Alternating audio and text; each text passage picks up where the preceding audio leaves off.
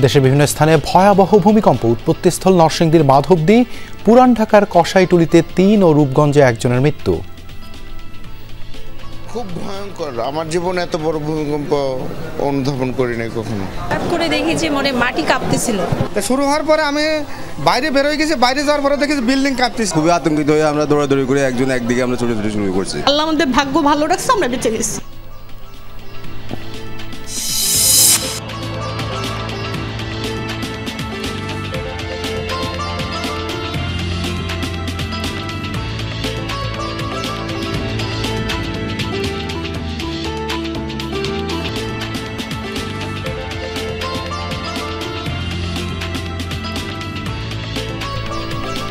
আমন্ত্রণ সংবাদ সারা দেশে, আপনাদের সঙ্গে আছে আমি দেবাশিস রঞ্জন সরকার। এতক্ষণ শিরোনাম দেখছিলেন, এবারে বিস্তারিত। ভয়াবহ ভূমিকম্পে কেঁপে উঠল রাজধানী সহ দেশের বিভিন্ন স্থান। শক্তিশালী ভূমিকম্পের মাত্রা ছিল 5.7। আবহাওয়া দপ্তর জানিয়েছে এর উৎপত্তিস্থল ছিল নরসিংদীর মাধবদীতে। স্থানীয় সময় সকাল 10:40-এর দিকে এই কম্পন অনুভূত হয়। ভূপৃষ্ঠ থেকে মাত্র 10 কিলোমিটার গভীরে ছিল এর উৎপত্তিস্থল, ফলে তীব্র শক্তিতে কম্পন আঘাত হানে। ভূমিকম্পের আঘাতে এখন পর্যন্ত ঢাকায় 3 জনের মৃত্যুর খবর পাওয়া গেছে। রাজধানী থেকে উৎপত্তিস্থল খুব কাছে হওয়ায় ঢাকাতে তীব্র কম্পন অনুভূত হয়। বিভিন্ন স্থানে বেশ কিছু ভবন হেলে পড়ার খবর পাওয়া গেছে। আতঙ্ক ছড়ায় সাধারণ মানুষের মাঝে। এ সময় ঘরবাড়ি, অফিস এবং ব্যবসা প্রতিষ্ঠান ছেড়ে বাইরে বের হয়ে আসেন লাখো মানুষ। সাম্প্রতিক সময়ের মধ্যে বাংলাদেশে এটি অনুভূত হওয়া সবচেয়ে শক্তিশালী ভূমিকম্প। ডেস্কে ছিলাম, হালকা মৃদু ঝাঁকুনি, তো আমার এক সহকর্মী বলতেছিল যে ভূমিকম্প হচ্ছে। ঝাঁকি এরকম করে মারতেছে, মনে হয় যে কেউ নাড়াচ্ছে, এরকম একটা বিষয়। তো আমরা যখন পড়তেছিলাম মনে হয় যে যমুনার লাইটগুলো খুলে খুলে আমাদের উপরে পড়তেছে, এরকম একটাই। খুব ভয়ঙ্কর, আমার জীবনে এত বড় ভূমিকম্প অনুধাবন করি নাই কখনো। হঠাৎ করে দেখি যে মনে মাটি কাঁপতেছিল আর অনেক জোরে। তখন আমরা সবাই এলোমেলো, যে যার মতো চলে গেছে, যে যেদিক দিয়ে পারছে বের হয়ে চলে আসছে। আমরা ওইখান থেকে যে একজনের গ্লাসটা ভেঙে দিয়েছিল, ওখান থেকে তাড়াতাড়ি যতটুকু সম্ভব হয়েছে আমরা নেমে নিচে আসছি আর কি। ভয় পেয়েছি, আল্লাহ আমাদের ভাগ্য ভালো রাখছে, আমরা বেঁচে গেছি। প্রচণ্ড ঝাঁকুনির পরে আর কি আমরা আসলে দিকবিতেল হয়ে সবাই বের হয়ে আসি আর কি। খুবই আতঙ্কিত হয়ে আমরা দৌড়াদৌড়ি করে একজন একদিকে আমরা ছোটাছুটি শুরু করছি। এত ভয়ঙ্কর ভাবে, আর এই বিল্ডিংয়ে 36টা ফ্যামিলি থাকে। হ্যাঁ, আমরা সবাই একদম 10 তলা থেকে নিচে নেমে বসে আছি। আমরা তখন হোটেলে নাস্তা খাইতেছি, তখন দেখতেছি খালি কাঁপতেছে, আর নাস্তা ধুয়ে আমরা সবাই মিলে দৌড় মারছি। এদিকে নারায়ণগঞ্জের রূপগঞ্জের গোলকান্দাইলে ভূমিকম্পে ঘরের দেয়াল ভেঙে চাপা পড়ে প্রাণ গেছে এক শিশুর। আহত হয়েছেন শিশুটির মা কুলসুম বেগম। তাকে হাসপাতালে নেওয়া হয়েছে। প্রত্যক্ষদর্শীরা জানায়, ভূমিকম্পের সময় টিন শেড বাড়ির সামনের দেয়াল ভেঙে পড়লে নিচে চাপা পড়ে 2 বছরের ফাতেমা আক্তার। এতে ঘটনাস্থলে মৃত্যু হয় তার। এছাড়া রূপসী এলাকায় ঘরের ছাদের প্লাস্টার খসে আহত হয়েছেন 2 জন। নরসিংদী সদর উপজেলায় গাবতুল এলাকায় 6তলা ভবন থেকে ইট ভেঙে পাশের টিন শেড বাড়িতে পড়ে আহত হয়েছেন 3 জন। গুরুতর আহত 2 জনকে ঢাকা মেডিকেলে আনা হচ্ছে। গাজীপুরের শ্রীপুরে ভূমিকম্পে আতঙ্কিত হয়ে গার্মেন্টস থেকে হুড়োহুড়ি করে বের হবার সময় আহত হয়েছেন শতাধিক শ্রমিক।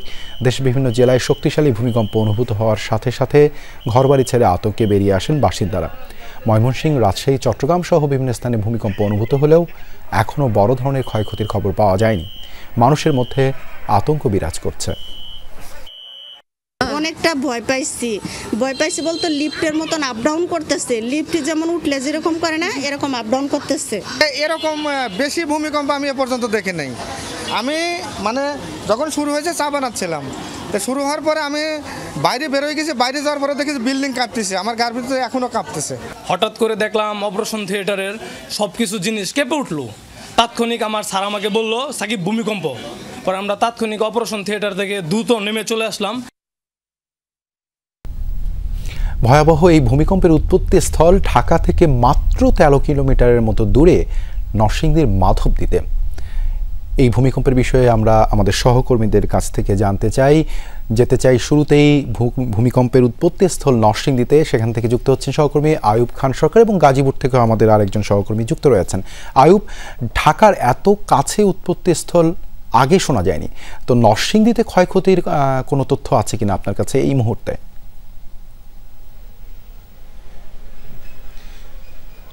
দেবাশিস, আজকে নরসিংদীতে সকাল 10:38 যে ভয়াবহ ভূমিকম্পটি হয়েছে তার মধ্যে আসলে আমরা নরসিংদী সদর উপজেলার গাবতলীতে একটি পার্শ্ববর্তী বাড়ির ছাদের ইট ধসে প্রতিবেশী বাড়ির 3 জন গুরুতর আহত হওয়ার খবর জেনেছি।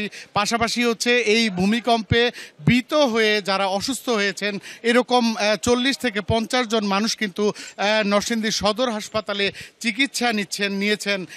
আর যারা এই নরসিংদী সদর উপজেলার গাবতলী এলাকায় যারা যে ইট ধসে 3 জন গুরুতর আহত হয়েছেন তার মধ্যে বাবা এবং ছেলেকে মুমূর্ষু অবস্থায় ঢাকা মেডিকেলে প্রেরণ করা হয়েছে।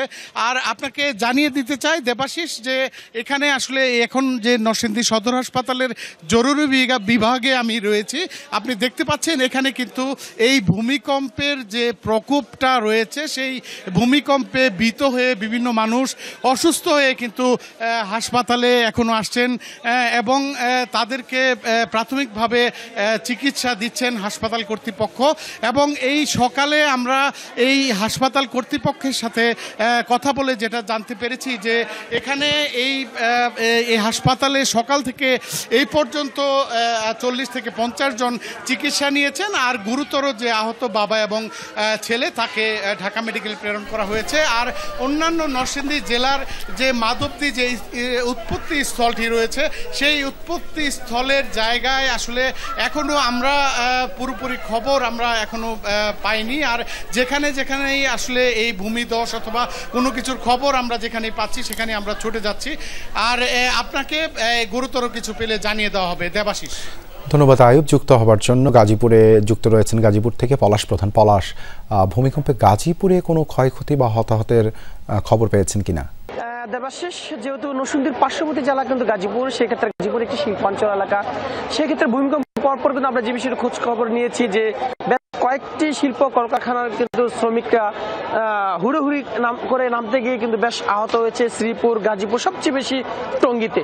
তবে এখন পর্যন্ত আমরা যে বিষয় দেখেছি যে টঙ্গী অংশে যেটি রয়েছে সেখানে কিন্তু শ্রমিকদেরকে চিকিৎসা দেওয়া হচ্ছে। যাদের প্রাথমিক চিকিৎসা দেওয়ার পর তাদেরকে বাসা পাঠানো হয়েছে এবং যেগুলো বেশি ইনজুরি তাদেরকে আসলে ঢাকা মেডিকেল কলেজ হাসপাতালে তাদেরকে রেফার করা হয়েছে। তবে এই যে টঙ্গী সরকারি হাসপাতালের পাশে কিন্তু আমরা দেখছি বিশাল একটি বহুতল ভবনও কিন্তু আসলে হেলে পড়েছে। সেখানে কিন্তু ফায়ার সার্ভিসের পরিদর্শনে এসেছে, সেটি তো আমরা কিছুক্ষণ আগে আমরা গিয়েছিলাম। তবে এখন রয়েছে টঙ্গী সরকারি হাসপাতালে। সেই হাসপাতালে কিন্তু এখন থেকে ঠিক 10 মিনিট আগে চিত্র কথা যদি বলি সেক্ষেত্রে বলবো এত পরিমাণের আসলে শ্রমিকদেরকে আনা হয়েছিল। তাদেরকে প্রাথমিক ট্রিটমেন্ট সহ যাদেরকে বেশি ট্রিটমেন্ট দেওয়া হয় তাদেরকে রাজধানীর বিভিন্ন হাসপাতাল সহ ঢাকা মেডিকেল কলেজ হাসপাতালে কিন্তু আসলে তাদেরকে প্রেরণ করা হয়েছে। তবে এই যে এখনো কিন্তু বেশ অনেকগুলো এখানে কিন্তু শ্রমিক রয়েছে, তাদেরকে আত্মীয় স্বজনকে খবর দেওয়া হয়েছে, তাদেরকে নিয়ে এসে তাদেরকে ট্রিটমেন্ট দিয়ে কিন্তু তাদেরকে প্রাথমিক ট্রিটমেন্ট দিয়ে কিন্তু পাঠানো হচ্ছে। তবে আমরা যে বিষয়টি দেখেছি যে শ্রমিকের যে তথ্যগুলি পেয়েছে তারা প্রাথমিকভাবে যে কম্পন সৃষ্টি হয়েছিল সেই কম্পন সৃষ্টি হওয়ার পর কিন্তু তাৎক্ষণিকভাবে একে অপরের উপরে পড়ে গিয়েছিল এমন দৃশ্য কিন্তু আমরা দেখেছি। আমরা সিসি ক্যামেরা ফুটেজ সংগ্রহ করার চেষ্টা করছি, সেখানে কিন্তু আমরা দেখেছি যে বেশ অনেক তড়িঘড়ি করে নামতে গিয়ে মূলত এই দুর্ঘটনা কবলে হচ্ছে। আমরা একাধিক শ্রমিকদের সাথে কথা বলছি, তারা ঠিক একই কথা বলছিল। হঠাৎ করে যে ভবনগুলি কম্পন সৃষ্টি হয়েছিল যে কারণে কিন্তু তাড়াহুড়ো করে নামতে গিয়ে এই দুর্ঘটনা কবলে পড়তে হয়েছে।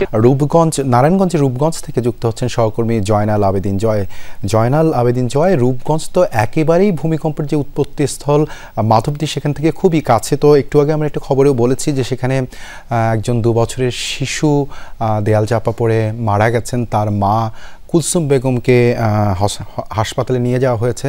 সে আহত কুলসুম বেগমের কি অবস্থা এখন, আর কোনো ক্ষয়ক্ষতির খবর কি আছে আপনার কাছে? দেবাশিস, ধন্যবাদ। আপনি যেটি জানতে চেয়েছিলেন আমি ঠিক যে জায়গাটি দাঁড়িয়ে রয়েছে অর্থাৎ শিশুটির বাড়ি এর পাশ থেকে কিন্তু মাধবদী অঞ্চলটি শুরু হয়েছে, অর্থাৎ ভূমিকম্পের যে উপস্থিত স্থল সেটা কিন্তু ঠিক সীমানায় আমি দাঁড়িয়ে রয়েছি। এই বাড়িতে কিন্তু মূলত একজন শিশু আরো 2 জন আহত হয়েছে। মা কুলসুম বেগম তিনি এখন একটি হাসপাতালে চিকিৎসাধীন রয়েছেন। পাশাপাশি জেসমিন নামে আরো এক নারী কিন্তু এখানে আহত হয়েছে। আপনাকে যেটি বলতে চাচ্ছিলাম যে যেহেতু নরসিংদী ছিল সেই জন্য রূপগঞ্জের বিভিন্ন অঞ্চলে কিন্তু ক্ষতচিহ্ন রেখে গেছে। ভূকম্পনের এই 10:39 এই ভূকম্পনে কিন্তু রূপগঞ্জ থানা ভবনে ফাটল দেখা দিয়েছিল এবং এখানে একটি পোশাক কারখানায় কিন্তু ফাটল দেখা দেয় ভূমিকম্পের কারণে এবং শ্রমিকরা হুড়োহুড়ি করতে গিয়ে কিন্তু বেশ কয়েক শ্রমিক আহত হয়েছে। এই রাস্তাটি দেখতে পাচ্ছি যখন ভূকম্পন হচ্ছিল তখন এই শিশুটি রাস্তায় ছিল এবং মা দৌড়ে এসে তাকে উদ্ধার করতে চাচ্ছিলেন এবং এইখানে কিন্তু শিশুটি চাপা পড়ে নিহত হয়েছেন এবং এর পাশে কিন্তু আরও এক নারী ছিলেন পাশে দাঁড়ানো জেসমিন আক্তার নামে, তিনিও কিন্তু আহত হয়েছেন এবং ইতিমধ্যে আমরা বিভিন্ন হাসপাতাল থেকে খবর পেয়েছি যে বেশ কিছু লোক বিভিন্ন স্থানে আহত হয়েছেন। তার মাঝে কিন্তু বেশিরভাগ আবাসিক ভবন যেগুলো একটু নড়বড়ে ছিল সেসব ভবনে ফাটল এবং ভেঙে গেছে বলে আমরা জানতে পেরেছি এবং আমরা পরবর্তীতে হয়তোবা জানাতে পারবো আসলে রূপগঞ্জের কোন কোন এলাকায় কি ধরনের ক্ষয়ক্ষতি হয়েছে। তবে রূপগঞ্জের 7টি ইউনিয়ন এবং 2টি পৌরসভার সব জায়গায় কিন্তু ভূমিকম্পের এই ক্ষতচিহ্ন রয়েছে। দেবাশিস। আনন্দ শেষে প্রাইভেট কারে পতেঙ্গা সৈকত থেকে ফিরছিলেন 5 জন। এলিভেটেড এক্সপ্রেসওয়েতে গাড়ি চলছিল বেপরোয়া গতিতে, নিয়ন্ত্রণ হারিয়ে সেই গাড়ি পড়ে যায় নিচে, চাপা পড়ে প্রাণ যায় একজনের। উপার্জনক্ষম সদস্যকে হারিয়ে নিঃস্ব পরিবারটি। এই ঘটনায় গাড়িতে থাকা 5 জন হাসপাতালে ভর্তি।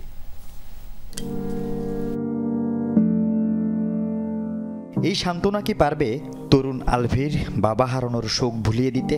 চট্টগ্রাম বন্দরে সামান্য চাকরি করতেন আলভির বাবা মোহাম্মদ শফি। অনটনের সংসারটা কোনো রকমে টেনে নিচ্ছিলেন তিনি।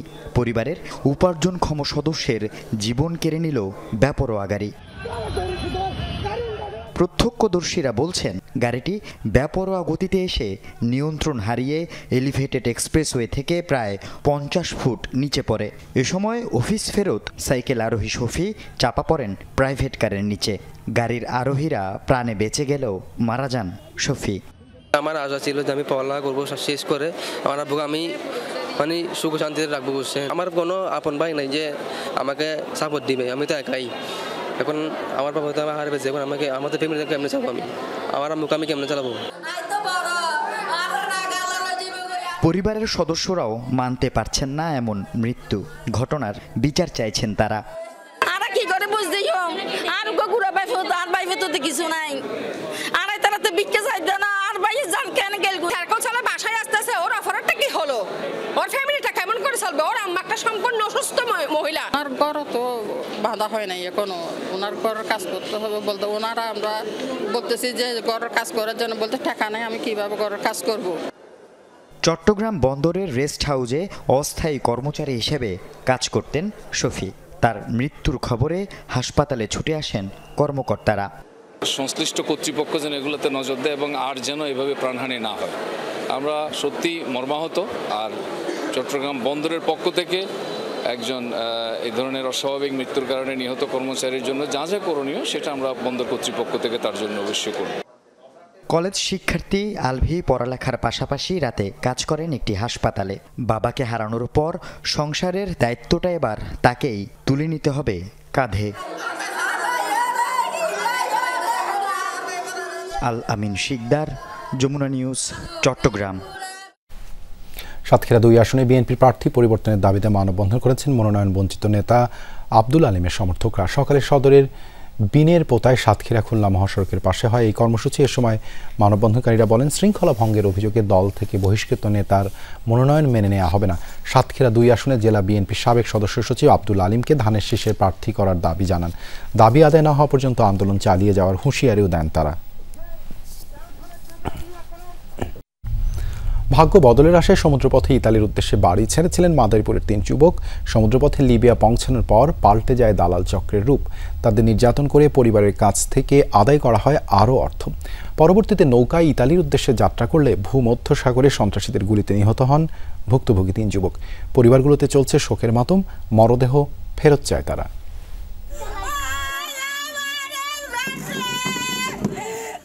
পরিবারের সচ্ছলতা আর স্বাচ্ছন্দ্যের আশায় ইউরোপের দেশে যাওয়ার জন্য ঘর ছেড়েছিলেন মাদারীপুরের ইমরান খান। এখন তার মৃত্যুর খবরে দিশেহারা স্বজনরা। গত ৮ অক্টোবর স্বপ্নের দেশ ইতালি যেতে বাড়ি ছাড়েন সদর উপজেলার আদিত্যপুর গ্রামের ইমরান। সরাসরি গন্তব্যে পৌঁছে দেওয়ার শর্তে প্রতিবেশী দালাল শিপন খানের হাতে ২২ লাখ টাকা তুলে দেওয়ার সমঝোতা হয়। প্রথম দিকে বিভিন্ন প্রলোভন দেখালেও বাড়ি ছাড়ার পর থেকে সুর পাল্টে যায় দালাল চক্রের। স্বজনদের অভিযোগ, সমুদ্র পথে ইমরানকে নিয়ে যাওয়া হয় লিবিয়ায়। সেখানে তাকে নির্যাতনের মাধ্যমে পরিবারের কাছ থেকে নেওয়া হয় ১৮ লাখ টাকা। এরপর ১ নভেম্বর লিবিয়া থেকে নৌকায় ইতালি যাওয়ার উদ্দেশ্যে যাত্রা করলে ভূমধ্যসাগরে সন্ত্রাসীদের গোলাগুলির মাঝে পড়ে নিহত হন ইমরান। শিবন দালাল, তার সাথে কথা হয়েছে আমার ছেলের সাথে, বলছে কি তোরে ২২ লাখ টাকা দিবি, তোরে আমার রুমে নিয়ে রাখবো, তোরে আমি স্পেশাল গেম করাই দিব। শিবন বলে কি আছে, আমি গেম দেওয়ার চেষ্টা করছিলাম, পুলিশে ধরছে, তাই জেলে আছে, জেলের তা ছাড়াবো, এই করবো সেই করবো। এরপরে আস্তে আস্তে জানতে পারি যে সে নাকি মারা গেছে।